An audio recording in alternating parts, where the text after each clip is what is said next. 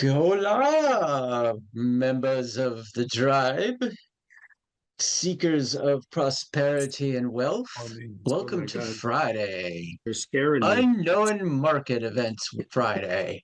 Yes. What the heck is going on? We're gonna roll here. Uh, Good morning. Good morning. well, what a surprise. I woke up, I'm up at 5 Central Time and things look pretty, here was they haven't changed it yet on CNBC, but at 5 o'clock, this was stock futures are little changed as elevated treasury yields weigh on sentiment.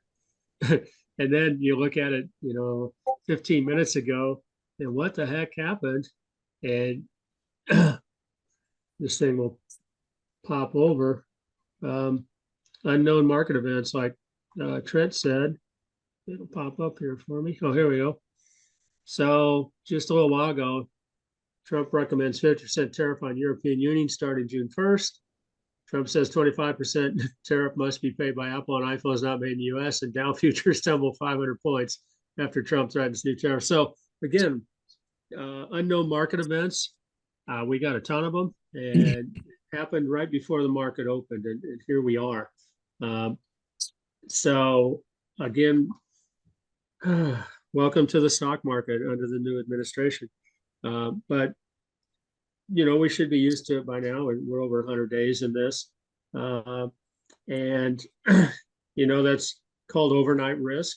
When you hold stocks overnight and something like this happens either after market closes or before it opens. Now, where it opens and where it ends are two different things. The market could calm down. Before we got a long way to go.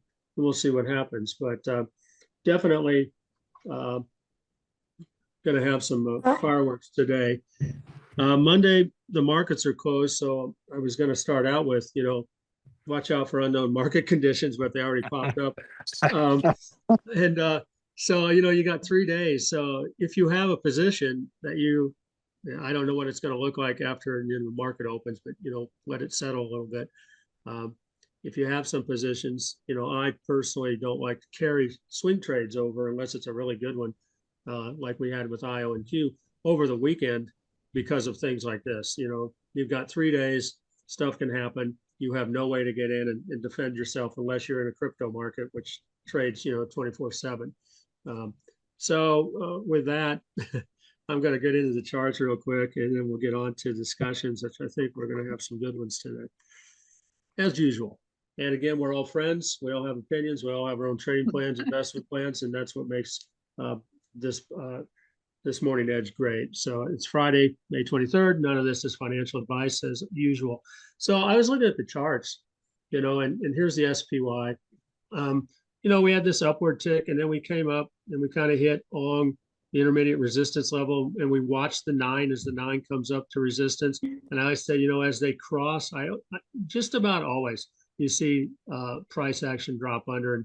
And here we did yesterday. We dropped under the resistance level. We dropped under the 9 for 2 days in a row. And now we're going to open up right about where the 200 is. So we are on the cusp of closing back under the 200, depending on where this ends up today. So again, caution is in the cards today. The Dow, if it comes up, here we go. Same kind of thing. The Dow finally got above the 200 again. Yesterday closed down below it and the 9. Again, you see the 9 coming up to the intermediate resistance level. We got a little bit above it, never did touch where the sell orders are. Saw the Bollinger Band starting to converge back down. And now we're going to open way down below the 20 now and right above support and right above the 50. So look at the oscillators. They were kind of telling us this yesterday. Remember, we were looking at the rolling oscillators. So, in this case, the charts are kind of telling us what was going to happen. Didn't know this was going to happen, but, it was definitely showing us that we were slowing on momentum. The Qs came right up to resistance. Okay, 1, 2, 3, 4, 5, 6 days. Yesterday, we closed down below the 9. You see the 9s coming up along resistance. Bollinger Bands are curving together. Here's the 200, so we're still above the 200. We're going to open up right about here on the bottom side of our sideways pattern on the Qs. Come down, look at the oscillators. They're rolling again. what's going to we're going to see probably a spike in gold. Gold, talk about market structure that's just out of whack. I mean, market structure we see over here, it kind of rolls, and then all of a sudden we got into this, it pop, pop, pop, pop. And now gold's going to be higher than this. This was before everything happened. I was putting in where things were going to open, but gold will be definitely popping up a little bit. Bitcoin, we'll see how this fares. Bitcoin is, survey says, Bitcoin's come down a little, but it was rolling along its upper Bollinger Band 2 times in a row. So you expect to come down a bit. Had that golden cross yesterday, seen a little bit of roll, but we're still above all-time closing highs on Bitcoin, and we're within the 9 in the upper Bollinger Band. It's rolling a little bit. So Bitcoin comes up, consolidates, up, consolidates. So I'm going to see if this is going to be a consolidation phase to the next stage up, or we're actually going to go down and get under the 9, but we're above the 200. The 50 just crossed. We'll see what happens with Bitcoin, but you're going to see some of the Bitcoin proxies probably get hit today, probably like MicroStrategy. Okay. And again, this is right out of the gate. We'll see where it ends. Oops, I should probably put the right symbol in. MSTR. There we go. Okay. You see we've kind of been in a downward slope on MicroStrategy a little bit. And again, we're right along the 9, or right along resistance. We've been along resistance for quite a while on MicroStrategy. I was looking at this the other day. Go back to Bitcoin just a bit. I'm going to go back a year. Okay. And if it'll go, here we go. And, we talked about the golden crosses, and where we're seeing resistance and support. We're at all-time highs, still. And I went back, and when I first started talking about Bitcoin on the channel, it was back in this area here. This was in November of 24. In fact, right here, I was telling the story about sitting around with my buddy saying, it was about at 65,000. You guys, if you just put in a tenth, it cost you 6,500. If it goes to 100,000, you got $10,000. And some of them did it, some of them didn't. And right away, they got in and it went down. Okay, so now we're down, 50s, whatever. And they're like, what the heck? And then it came back up, and then it just screamed. And they were talking to me last night about that a little bit now. The ones who did it or put in more, they've almost doubled in less than a year on their investment. And if you had 6,500, you've got, over 11,000 right now if you would have bought 1/10. So just a side note that, we talked about it way back in that era. All right, let's look at, I believe that we're going to see the mags get hit. Here's NVIDIA. The moral of the story is the intermediate resistance level. We've been hitting it. We've come back down just about the 9 or below, and here's where we're going to open as of 15 minutes ago on NVIDIA. So again, hit resistance. The 9's coming up to the resistance. We're going to see it probably kip back down a little bit. Meta, same thing, came up, actually got to where sell orders were at one point, came back down 5 days at the intermediate resistance level, now under the 9 for 2 days. Oscillators are turning it. It all looks the same on all these guys. Google had, we're going to have a subscription service, popped it up, went up all the way to the sell orders, and went past the resistance and ended up closing right below the 200. Today we're going to open below the 200. So this was a pop on news, came back down, didn't last. Now we're going to open up lower on Google. I'm just running through these quick. Palantir, you see Palantir had a couple lines of run ups right to resistance, ran along resistance, looks the same underneath the 9. The 9's coming up along resistance. We're going to open up just a little bit lower, right above the 20. Look at the oscillators on Palantir. Okay, not a time to get in technically wise on Palantir for sure. Netflix, same thing, up, resistant level, sideways. The 9's coming up. We're going to open a little bit lower on Netflix. So again, hit resistance, Bollinger Bands are converging, sideways patterns to downward patterns. We come down, where's it going to go? We're starting to see rollovers on the oscillators. this would be a good day to probably, for me, sit out, watch, have some popcorn, and get ready for my weekend. Some of the ones we looked at, I know this one has finally come to it. What a day! What a swing on IONQ. I know Margaret was in it, said she got out. Now the intermediate resistance level was not here yesterday. It was down in this area. So we came up, popped through. I would have gotten out at the intermediate resistance. Of course, and this is unusual to see a candle like this. I mean, if you would have had a trailing stop on this, you would have made more. But in the end, after all this, it was 12 bucks a share on a nice, easy uh, swing trade with good support and resistance levels all the way, and then had this nice pop. You can see it's going to open down a little, where it closed here. We're going to open down right back to the Bollinger Band, basically, as of 10 minutes ago, 15 minutes ago. But that was a good trade. I'd be out of it. Margaret was out of it. Made some good money on that. SWKS, this is from our under the 200 list. It had a nice run up, came up, hit resistance right at where the sell order was, dropped below the 9. You get out there, one candle closed, you still made money. Here's where we got in. Nice run on that for under the 200 stock. And you would have been out yesterday before all this carnage, just like IONQ, you'd be out yesterday before all the carnage also. Some of the things we've been looking at this week, UNH, again, UNH came back down, still not above the 9. It tried to make a move off of support. Still nothing I would be interested in. You're seeing rolling over. Keep it on the list. It has a long way to bounce back up if this thing turns around. NVTS, congratulations for those who had been in that. That was a nice bump. But again, remember, this is a gap. I don't know where this is going to open today. I don't know. 460. 460. We closed at 505. So Yeah, 458 right now. okay. So that was a nice bump. Those kind of bumps like that, I like to take a little profit off, but it's up to you individually. We're way outside the Bollinger Band, and that's an unusual bump and a nice percentage up. And I like to take some money off, but it's up to you if you know more about the company than I do. But technically, I would take a little money off myself. Was there a Bob? reason Navitas jumped up so much? I think NVIDIA talked about them, or Jason Malone Yeah, talked about them. they got a deal going with NVIDIA. Came out yesterday, or actually, what's today? Friday, Wednesday night. And so you got the bump in that. But just that's a headline. Just take that into account. It's a headline. It hasn't transacted into real dollars to their bottom line. So keep that in mind. Yep. Honeywell. Bob likes Honeywell. I think technically it's going to be going down. He has conviction in it. I see 4 days in a row where it's hit resistance. I see a 9 coming up. It's going to squeeze this thing down. I'm watching the oscillators go down. So on a trade, I would have been out back at this point, just on my trading guidelines.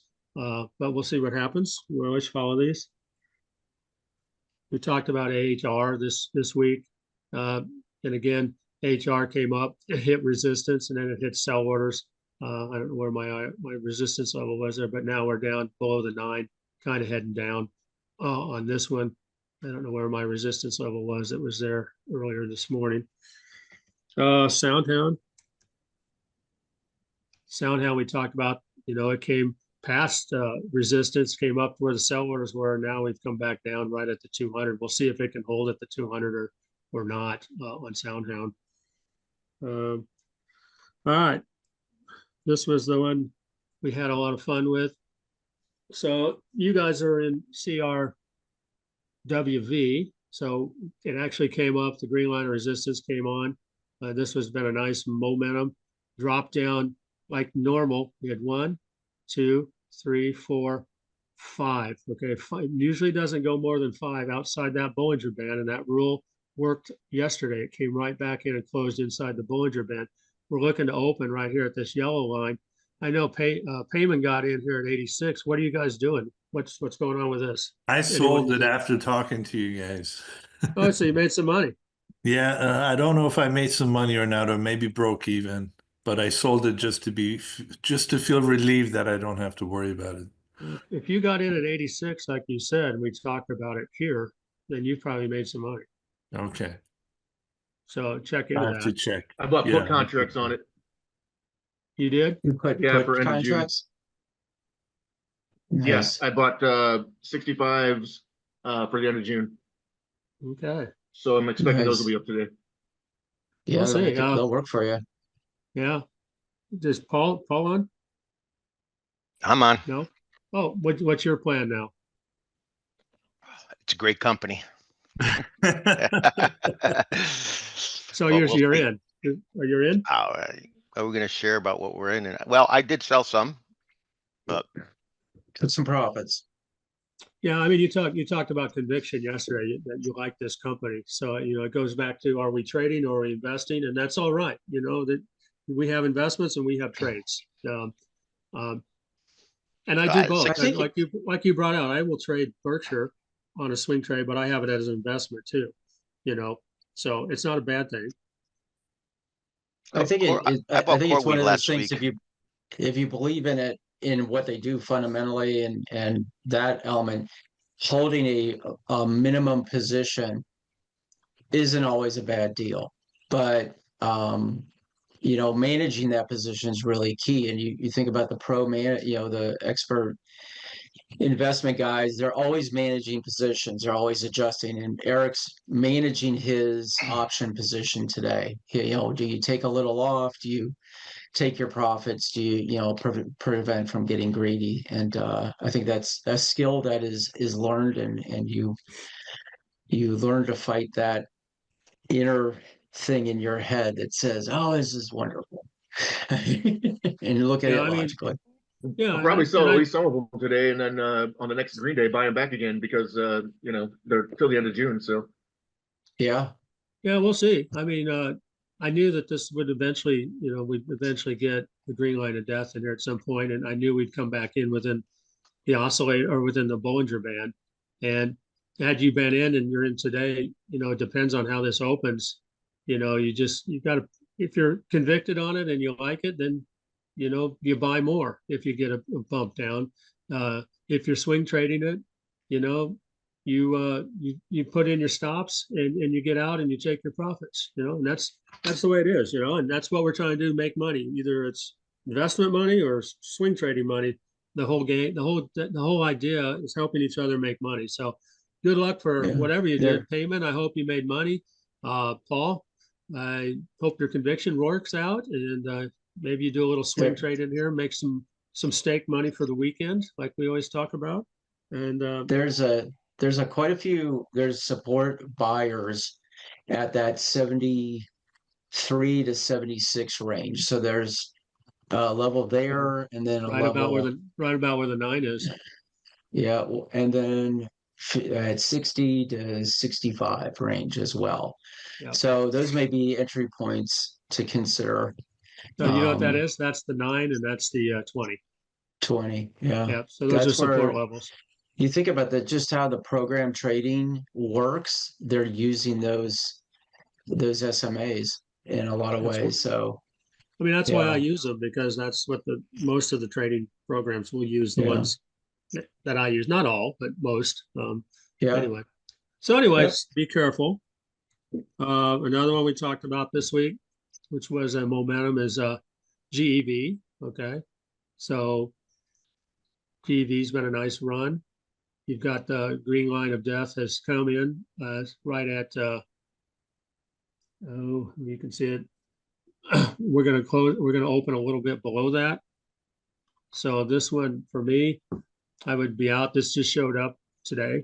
So that's a nice run too. So Paul, you're in that one and you like conviction on this one too.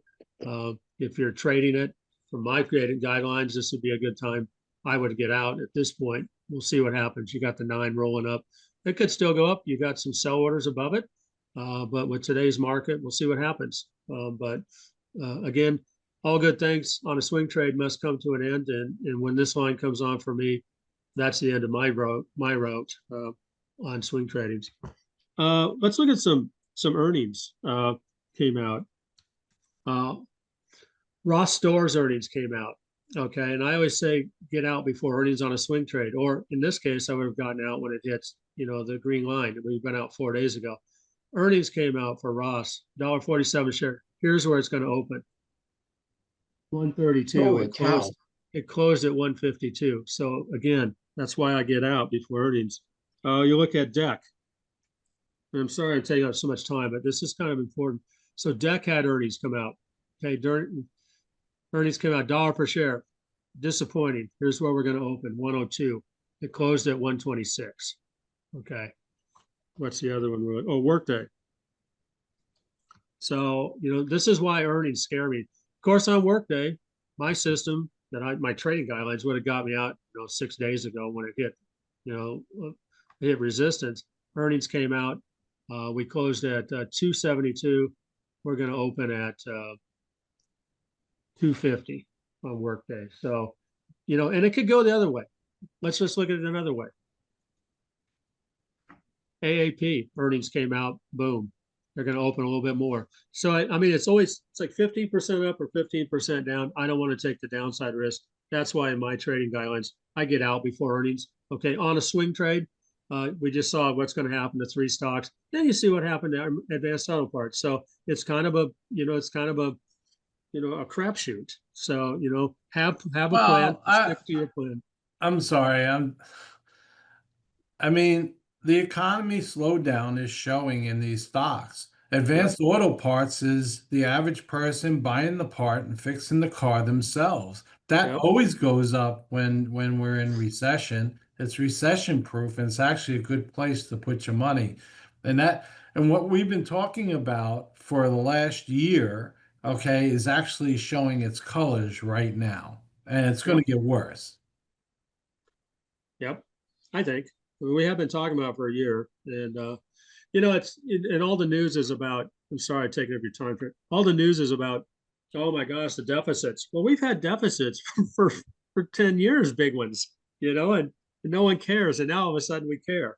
But it's just watch the news and take it with a grain of sand and salt. And look around you and see what's happening, like Bob said. Sorry, Trent. It's all right. I want to look at this. There's 3 charts I think everybody should use as their sort of macro framework when looking out to like what is the foundation? What is it looking like? That's the US dollar, that's gold, and US 10-year treasury. Now, what we're seeing right now is an environment where there's a supply and demand imbalance in the bond market, and bonds have been rising. And that relationship between the US dollar and gold, when you start to see this imbalance happen and you start to see yields rise, is a sign of um, basically concern. You see the US dollar here has been falling year to date. That's a level of concern.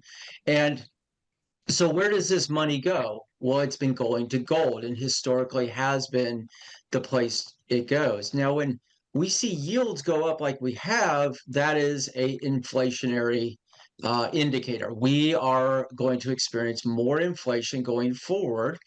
And this really puts central banks in a pickle. Japan is facing this issue right now. If inflation rises, what do? You typically raise interest rates. Well, if I raise interest rates like the Fed had done up until September, you start to then basically you're sucking liquidity out of the market. And so we're in this sort of phase right now where I honestly believe that we're going to be stagnating. We've talked about it before quite a bit about stagflation. We're now starting to see all this transition into, as Bob pointed out, into the retail numbers. Instead of taking my car to Nissan to get fixed, I'm going to fix it myself. I'm going to figure that out. I got YouTube. I can do brain surgery now. I'm going to go figure these things out myself. So I'm going to get cheaper and cheaper on, or less and less spending, and I'm going to look for the cheaper way in the future. And as the US dollar declines and yields continue to rise, gold is going to be a foundational piece that's going to rise as well because it's an asset. There's only so much of it.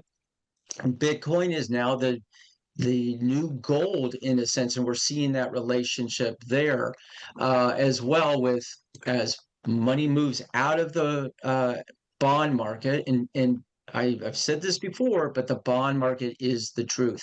It is the foundation for which all returns will be based on. And because of one, it rarely defaults. Now we've seen that in Greece years ago, but it rarely do you see a default in um, first world countries, developed countries when it comes to bonds. So it's a basis. And when people don't want to be in them, it's a sign there is a problem in the system. There's a supply demand imbalance, and we are facing that. Our Federal Reserve is facing basically a gun to its head. If they are going to fight inflation, they have to raise rates. And that is counterintuitive to us because we look at it and go, if you raise rates, that means then everything's going to cost more. And that means the economy is going to continue to slow. But what the bond market is saying is that's already happening and inflation is going to rise. You're going to see pressure on housing market. You're going to see pressure everywhere. And what you used to be able to buy for $1 is now going to cost you less. I mean, it's going to cost you more to buy it. And that's why you're seeing this imbalance there as well. We talked about earlier this week the Kerry trade from Japan to the United States in assets. That is also contracting. So the point of this is the macro picture, the foundation for which our financial global house is built on is in a bit of a crux. It is in a supply demand indecision of where is it best to put your money. And right now we're starting to see that in gold. We've seen it pull back into May 15th, and since then it has risen.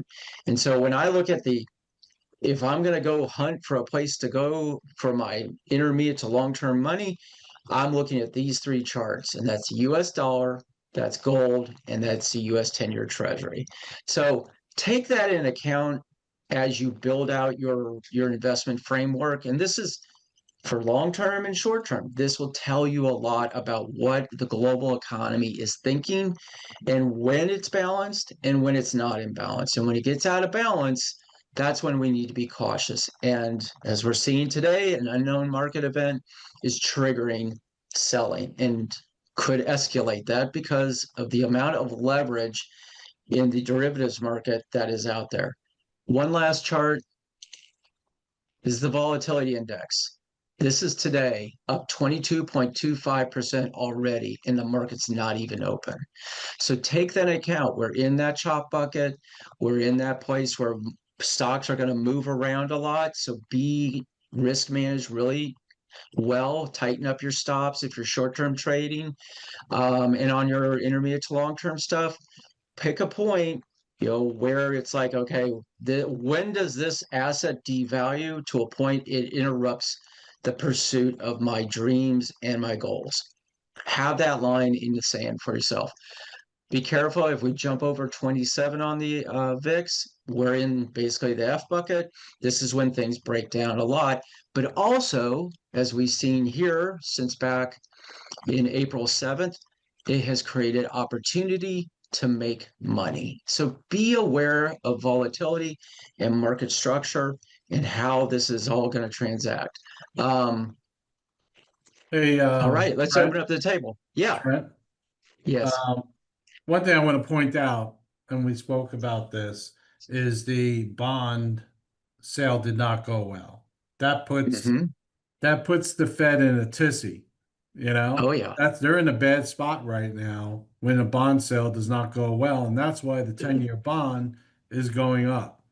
Yeah. It's Because forcing them to possibly support the bond market, that's and that right. is And quantitative easing. that's a problem. That's going to push the bond up even higher, right? Yes, correct. So the bond market controls the equity market too. So if the bonds Yes. start, crashing, you can expect the equity market to do the same. Yeah. It's a leading indicator. It's what everything is returns are based on. And I know Mike is here, so if he wants to give a little more information on that, he probably has a little more detail.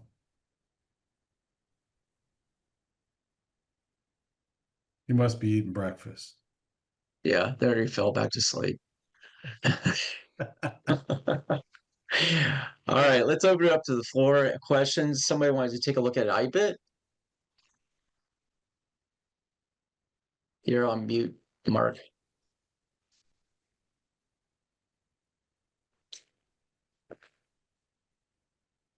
You're on mute.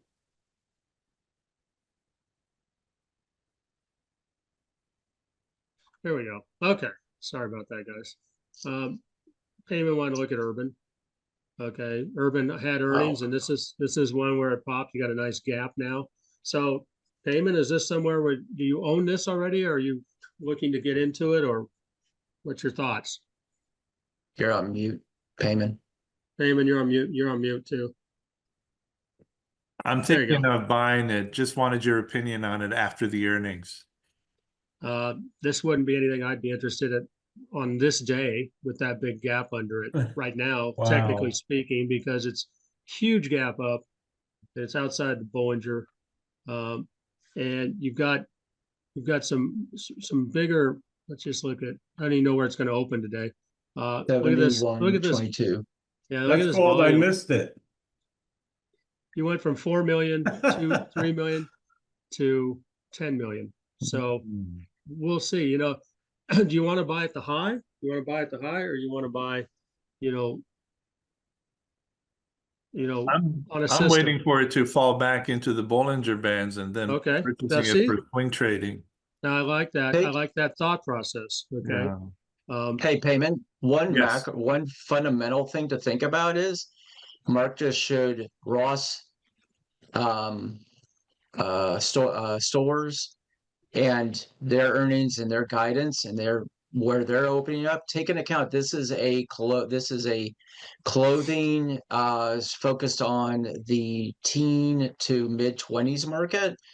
Question is, will they have money going into the quarter, and will there be a better buying opportunity down the road fundamentally? Okay. Something to take into account. I don't like the chase momentum. That's just me. Others do. I don't. So I mean that was one of those I wouldn't have been in it payment before earnings. I'd have been out, and this has been one that I would have been, okay, well, I'm gonna let that go because I don't know. But yeah, I like your thought process is to watch it. Would I buy it today? Personally, for me, not financial, no. Okay. But yeah, if you want to watch it and see if it pulls back in and starts meeting some of your parameters of your trading plan, why not? Why Okay. not keep it on the list? Yeah. Okay.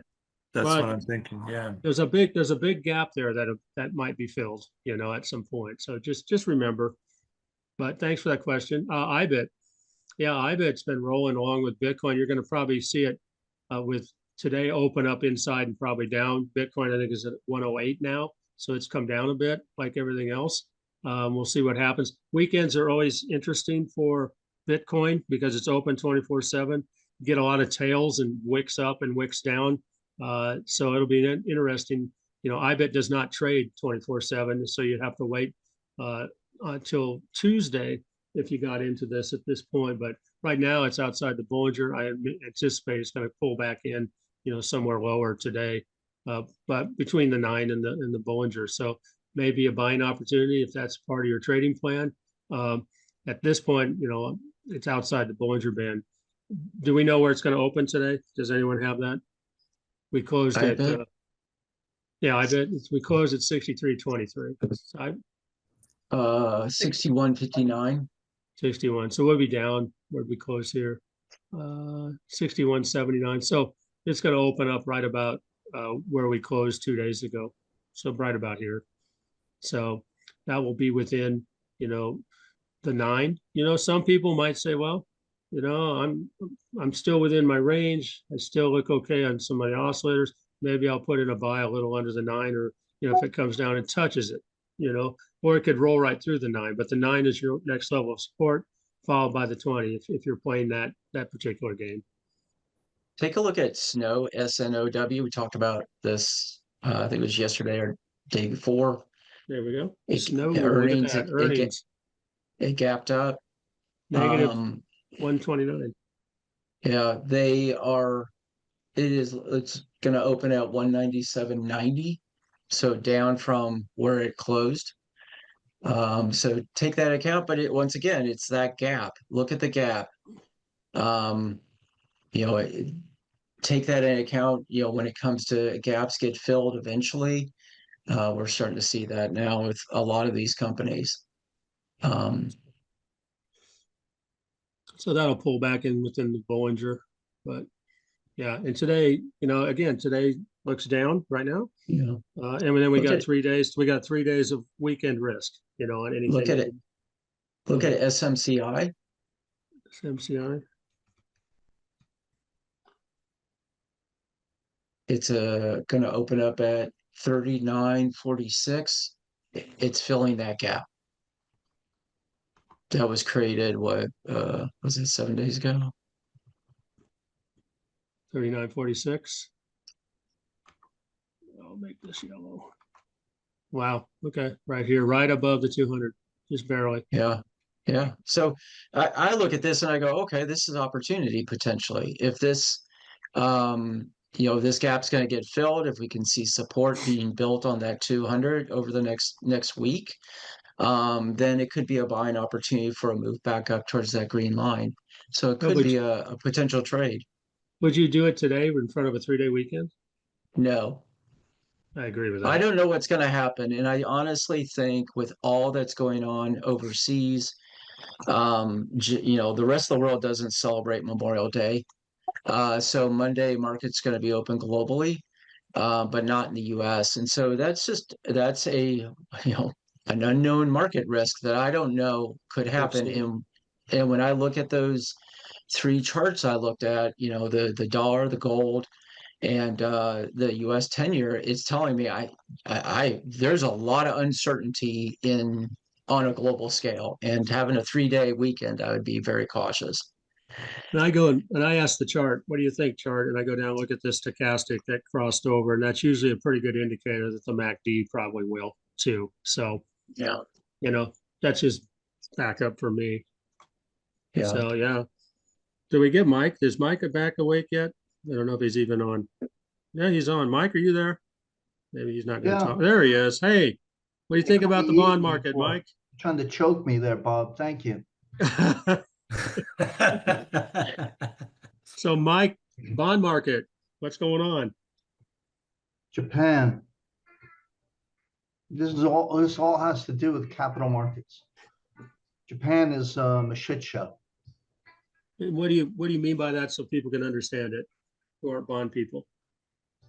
Japan's debt ratio is too high.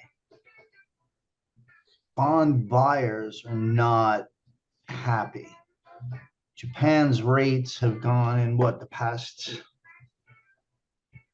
9 months from a quarter or 25 basis points, which is 0.25%, up to 1.5%.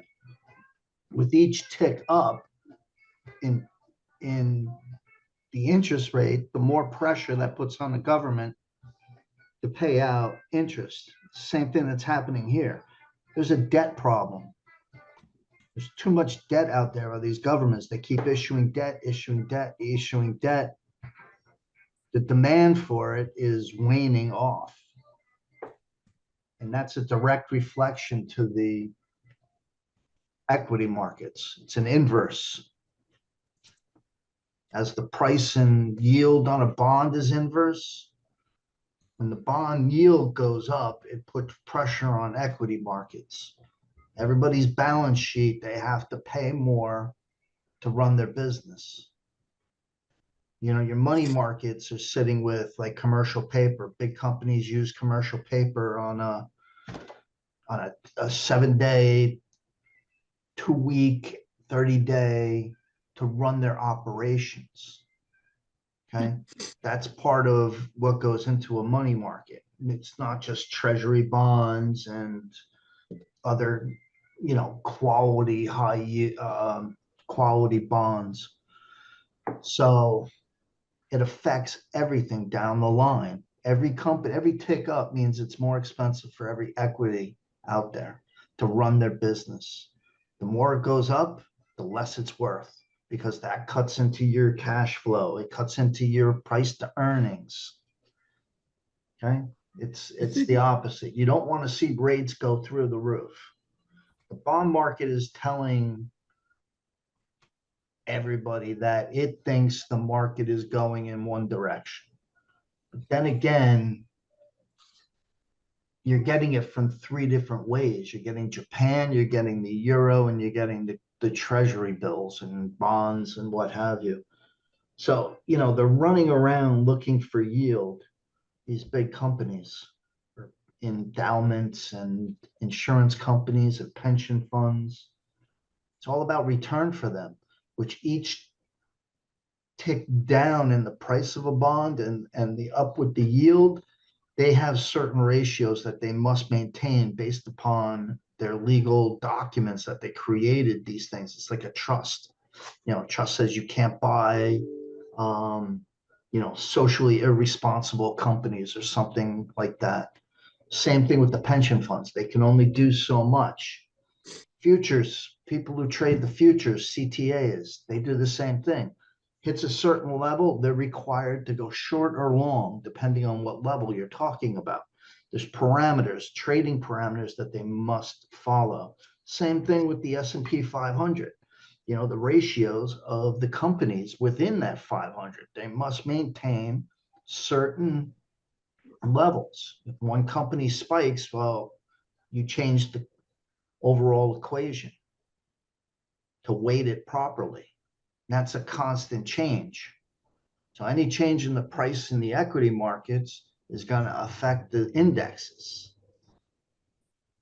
And that, So I think, again, goes back to the black boxes that Mark was talking about. And it affects that. It's a big cycle. when I look at it, Mike, and tell me if I'm wrong, the bond market's telling us, look, you guys are, whether it's the US or Japan, you guys are in too much debt, and our confidence in you paying us back over long term is low. That's why we're raising yields we want more money for that, correct? Yeah, they want more return for the risk that they're taking on. Exactly. And I just saw an email I wanted to read. It was about Japan. Mike, The this title is Japan's interest rate, and going back to 73.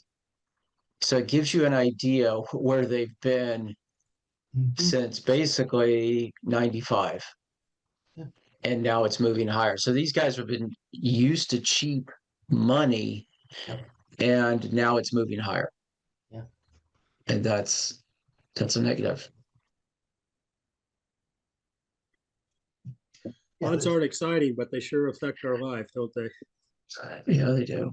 Basically, it's a supply and demand issue. There's too many bonds out there and not enough demand to buy them. Yeah. What happens? The yield goes up until somebody says, oh, okay, now Japan is worth maybe 2% instead of 1.5% where it is now. That's what they're looking for. That's an equilibrium, and within the bond market. But that's the driver of everything. It's the bond market. Watch where the money is going. It's always about where is the money going. It's not going into 10 years. Where's it going? Is it going into Japan? Is it going into, excuse me, equities in a foreign market? Look for the change in pricing. It's inverse. If it's coming out of the US is going down, and in other currencies going up. Why? Because you have to buy the currency to buy the bond. It's interesting because when Mike talks about the US is going down, he's meaning that the bond price is going down, but our yields are going up. And that's what confuses a lot of people is when yields go up, the price of a bond goes down and opposite. Yeah. And so it's confusing to a lot of people in the bonds who aren't used to bond markets. It's the same thing with like options. You talk puts and calls, buys and sells of puts and calls. I mean, they're the opposite of each other, but they don't work the same way. Same thing in the bond market. Government bond is different than a corporate bond, a high quality corporate bond from a high yield bond. And the corporate junk bond too. Yeah. Yeah. That's why those rates are always a lot higher. You're taking on more risk to lend money. But that's what drives the overall economy. It's debt. It Plain and does. Well, simple. that is our economy. That's where money's made, is debt. Yeah, but think about this as like a household. How much debt on a household can you take on and continue to survive at the level that you're comfortable with? It comes to a point where you have to say, okay, well, maybe that extra cell phone isn't worth it, and I can save myself $100 or whatever it costs anybody. You have to start thinking that way. But you get politicians who have no whipsaw back to them when they make these outrageous decisions that affect the long term of everybody. That's the bigger problem. Nobody blames the people that say, hey, it's okay to issue more debt. Well, is a bank going to continue to lend you money on a household level? If you got a large mortgage on your house that maybe is under 90% of the value of the house right now, and you got an equity line on top of that, which is another 10%. So basically you're flat there. How much more is a bank going to give you? And credit card debt, student loan debt, maybe a car Car payment. loan, car lease, whatever. You go into a car dealer after having all that debt, they run your credit report. They're going to say, man, you're overbought. Well, Bob's been telling us for months now that the only one that banks are loaning to are people that don't need the money. Yeah, it's true. And even then, they're going to run you through the coals. What was it? A year ago, we got a home equity line because we wanted to do some construction. I wanted the flexibility to be able to, just throw money down without selling things and what have you. And the process to a credit union that we've been members of for 33 years was worse than going to the dentist and getting root canal without Novocaine. It was horrendous. Oh my God, I mean, that is like extreme, Mike. It was. They wanted K1s for stocks or equities that I bought. Yeah, they do And it they to wanted me. to know why there was such a variance in it. I mean, it was like, guy, I can't answer you. Go to the company. Here's it. It's ProShare. Go talk to them. So I'm used to that, Mike, as a business owner. Yeah, you get it differently. It's bend over and spread your legs wide. Yeah. Okay. Yeah, you get it coming and going. They even charge you This that. used to be a I'm family ready show. for it. I'm ready for it. So I get what you're saying. It's the same thing. You apply it to the different areas. It's the same principle. Exactly. It doesn't change. Yeah. It's risk. They're assessing risk. Yep. But think about something you pointed out was when these yields go up, they cost the government more. Think of it as your household. If your mortgage was based on the fluctuation of the 10-year US Treasury bond or the Japanese 40-year Treasury. An adjustable rate mortgage. Yeah. But it adjusted every night. Yeah. Can you imagine having to keep up with that? Yeah. And that's what these governments are facing right now, is that every night there's a fluctuation in the cost to manage that debt. And it's now in a nosebleed area where the oxygen is thin and they're starting to feel the pain. And everybody else who is looking at it going, you can't pay that. Yeah, and we're at that inflection point. It's like, how much more can come out to be paid the interest when you're still trying to issue more debt? Yeah. This is a ticking time bomb. At some point, it's going to pop. Look at Europe, all these Euro bonds. What's backing them? The currency? Well, there's no monetary policy associated with the euro, because you have 23 different countries that are part of the euro or something, some crazy number like that. No monetary. So here in the US, we can affect that rate with monetary policy by affecting the interest rate, what have you, the balance sheet on the government from the Congress. So you have kind of a balancing act here where you don't have that in Europe, but you do have it in Japan. You know, you have to watch these foreign markets because it's going to tell you what's going to happen here. If the Japan picks up more and there's still a lot of borrowing that was used to put into equities and equities start trimming, that's margin calls. That's liquidity. They're selling to pay off the debt that is just got more expensive for them. Yeah. That was Silicon Valley Bank. I didn't hear They you. got it. Silicon Valley Bank got underwater on Yeah. their treasuries, which were bonds that had low yields, and then the rates went up. You know, you're putting that into one big category. It's not. There's multiple levels of treasuries. And what is the demand on them? If I'm sitting on long treasuries, there's not many people out there that really want to buy long treasuries. Everybody wants the short-term treasuries.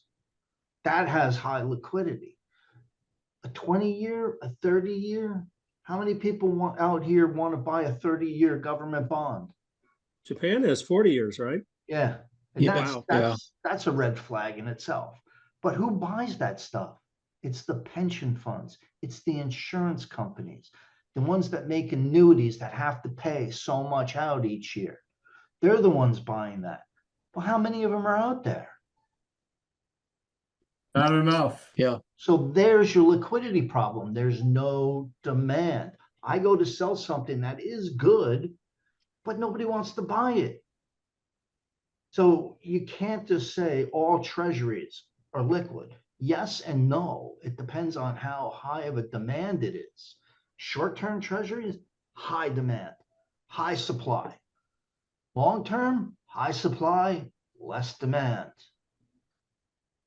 We were even looking though, Mike, this week we watched, short-term T-bills, park money, for 30 days, and the T-bill rate was lower than some bank CD rates, so they're competing with these banks too, that they need to compete with.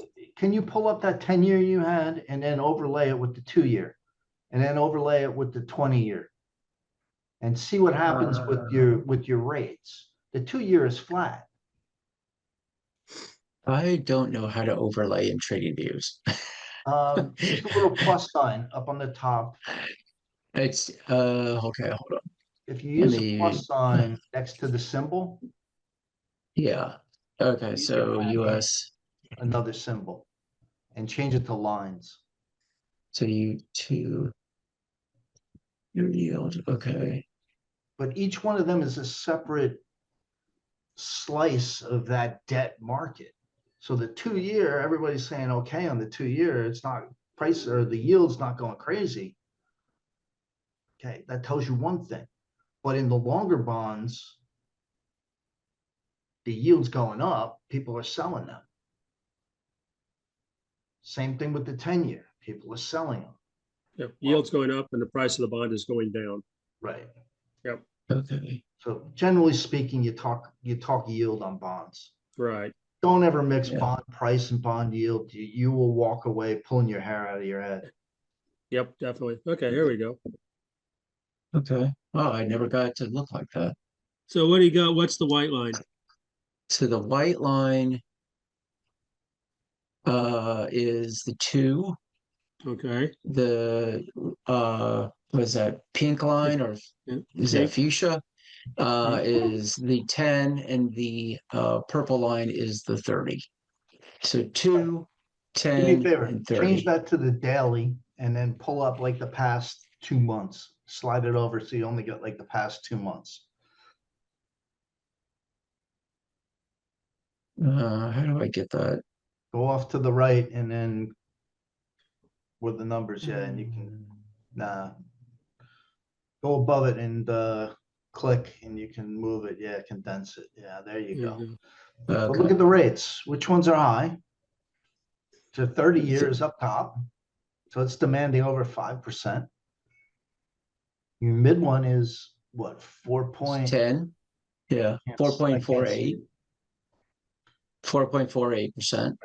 But then the short term is under 4. So it's saying, what's the bond market telling you? Short term, it thinks you can pay it. Midterm to long term, the risk is higher, so the rates are higher or the yields are higher. The buyers of those bonds want more return on the price. Which is the way it should be. Right. But Yeah. that tells you that there's a long-term problem in your debt market. Which is why they're buying bank CDs, correct, Mike? Instead of That's treasury. the short terms. Yeah. Yep. These are gonna be your 2 years and under. Right. You know, basically it's a zero coupon. They're gonna take, a broker would use zero coupons and strip out the interest. Yeah, Margaret and I looked at, I know we bought, the treasury bill 30-day was 4.27, and we found a CD at 4.35, you Right. know, Well, the CD was how long? 30 days. 30 days, But it beat out the treasury bill, the 30-day treasury. right? Because the CD was more than just treasuries. Yeah. It's probably, a multiple debt instruments in there. Yep. Might but still have 30 short-term days. commercial paper or something like that as Yeah. part of it. Yep. I think that's a good point. What the underlying asset of a CD can be multiple Yeah. different Same thing with the money assets. market. But it's insured up to $250,000. Yeah. But Mark, that really doesn't matter in the grander scheme of things. If the bond market blows up, you think that they're gonna have the money to pay you in the But insurance? if the bond market blows up, that's the least of my worries because everything's going to blow up.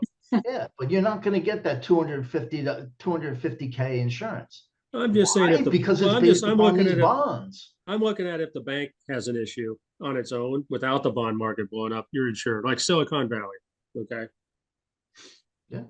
Yeah. They were in the wrong bonds. They didn't have enough liquidity. Well, they Doesn't were matter if underwater. you buy Yeah, a treasury. they were Which underwater in their treasury? bonds. Yeah. How They I much had think to, that brings up a good point is when you find a bond, mutual fund, or ETF or CDs that have over and above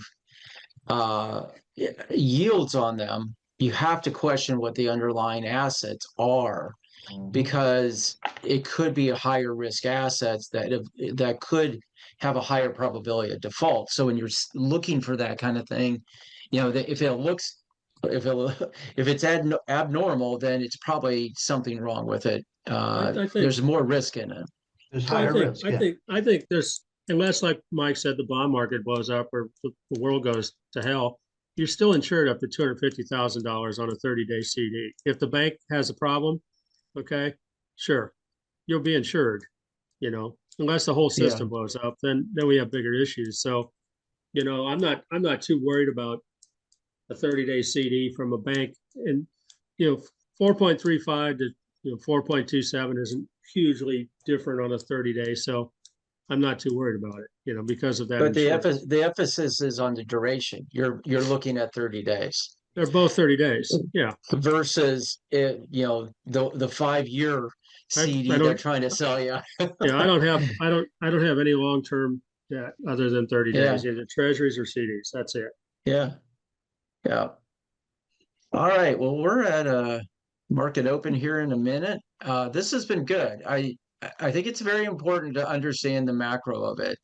How does this whole global machine work? And I think the more you have knowledge of that, the better off you're going to be in the long run. And so keep that in mind as you go forward today. Sorry, I am up Well, in the money right now. Remember, the markets are closed Monday. We will not have a morning edge, so everyone can sleep in. I'm looking forward to it myself. And be careful of weekend risk. If you're in a trade, consider what that risk is over the weekend to hold that. If you're profitable, I mean, that's a trade. If you're in an investment, follow your trading plan, follow your investment plan. You can always contact us on the Discord. And if we're around, we'll certainly have a discussion. So everybody have a good Memorial Day weekend and stay safe. And we appreciate everyone coming in and participating. And thanks, Bob. Thanks, Mike. Thanks, Paul, Margaret, everybody who's Go ahead, Bob. Everybody have a great weekend. Thank you. Enjoy. Yeah, Disconnect. Yep. Yep. yes, put your phone down. Yeah, I'm gonna be doing that. Yeah. Take All care, right, guys. See ya. all right. Hey, We'll guys. see y'all later. Have a Take care, great Mike. weekend. All right, All right, great. live loud. See ya. Peace.